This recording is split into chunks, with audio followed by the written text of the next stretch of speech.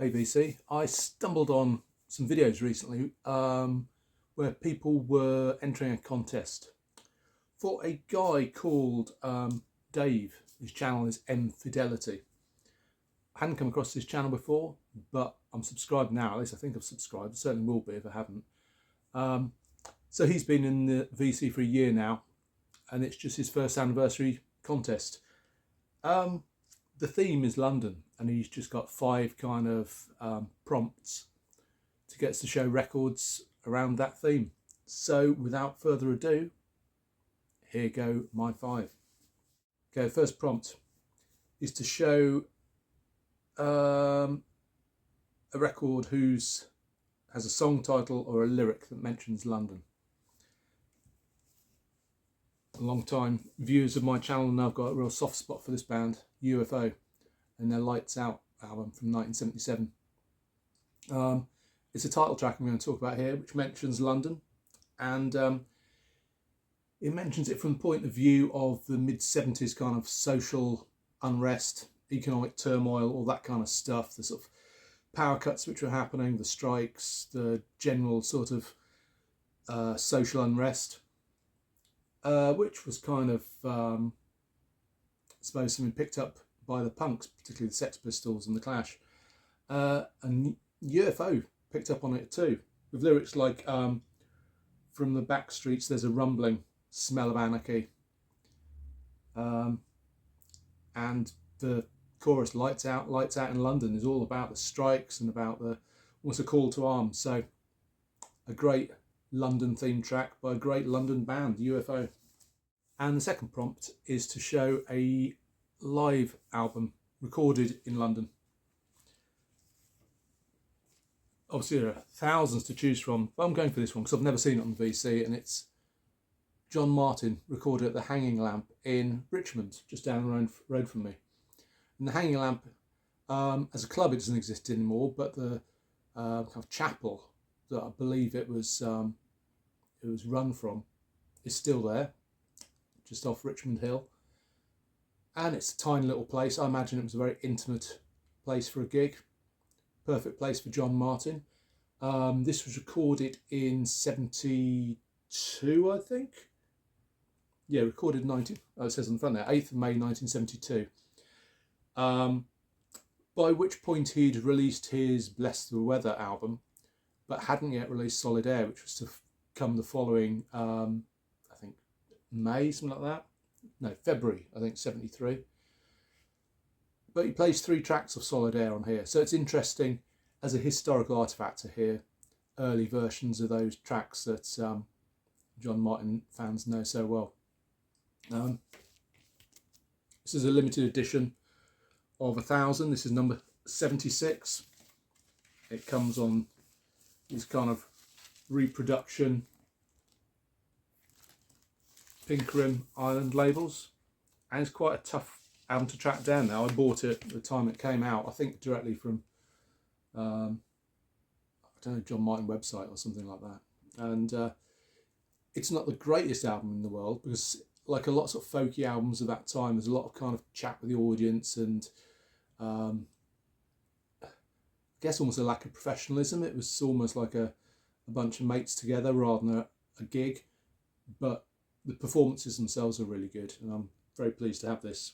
So yeah, John Martyn and the Hanging Lamp.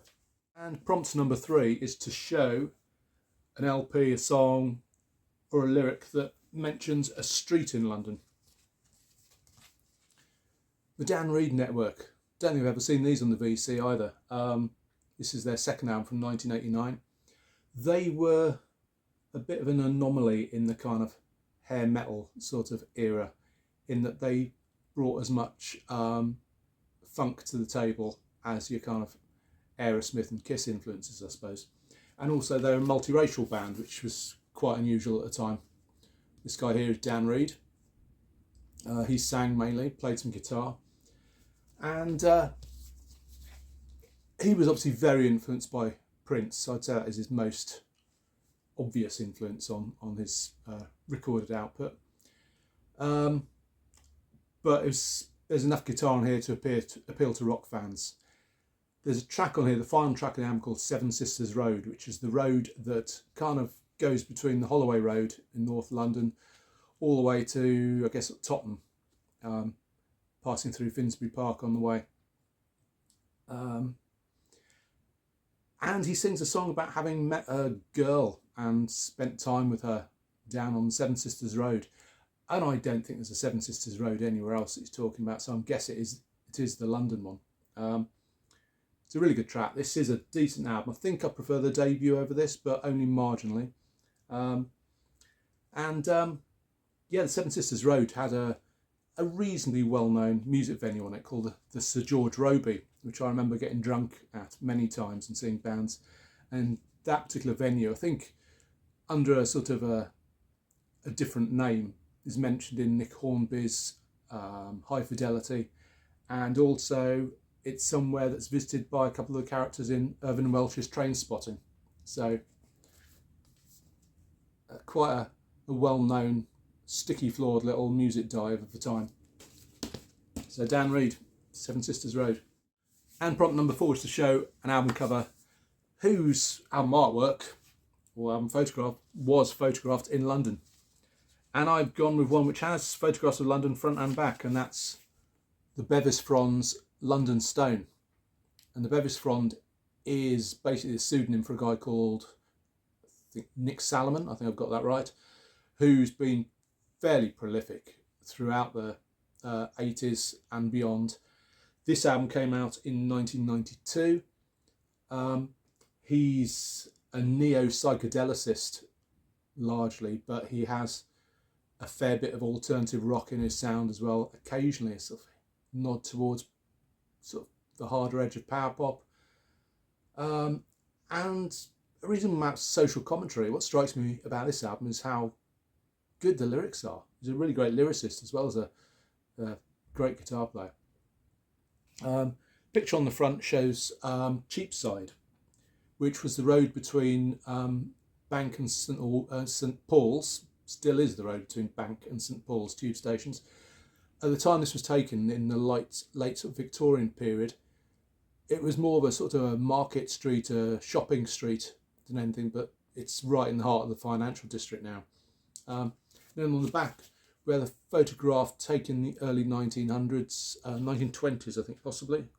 It does say, 1920, of Stepney in East London, which was not a particularly salubrious place at the time, and probably only recently has become a little more gentrified.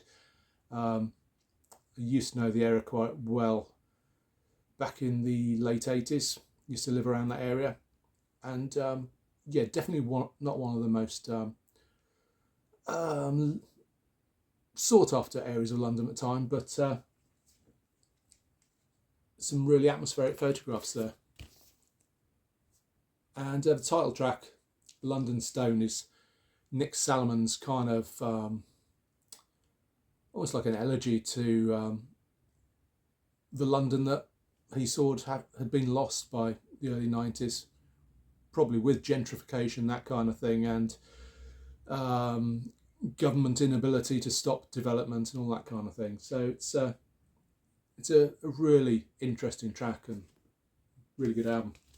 Then the final prompt is to show an LP, a song title, a lyric that mentions an area, a neighbourhood or a landmark in London.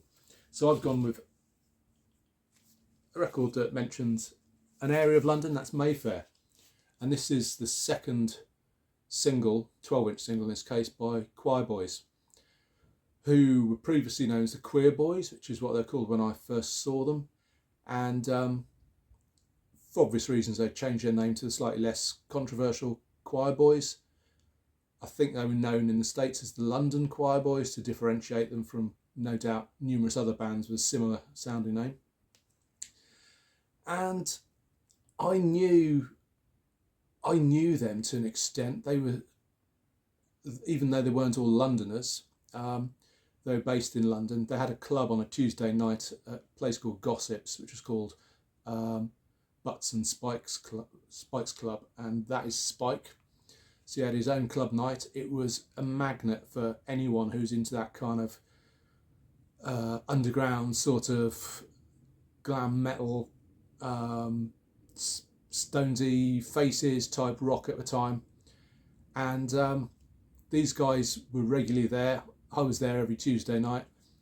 The bass player, Nigel Mogg, I would occasionally find myself on the same night bus home as him, the N91 out of Trafalgar Square.